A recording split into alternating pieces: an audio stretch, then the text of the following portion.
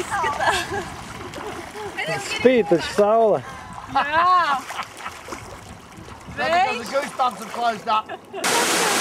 Atnācām uz ūdens tīkuma vietu, kur bija jābūt mazajiem ronīšiem. Bet izskatās, ka visi ronīši ir aizpeldējuši uz jūru. Ūdens krituma dīķītī nav neviena paša ronīša. Toties ir ļoti skaists un liels ūdens kritums.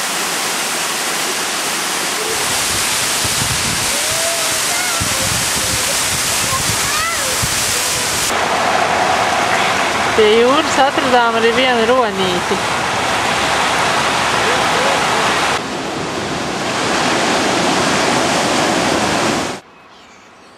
Ir 6. decembris, un šī ir pirmā diena, kad esam uzcēluši savu telti.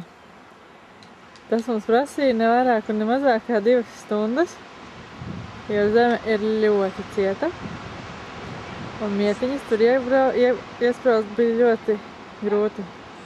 Blakus ir okeāns. Tie ir teltas stiprinājumi. Sakrauti akmeņi, lai neizrauj mietiņas, kur ir iesprausti tikai līdz pusei. Tālāk neiet.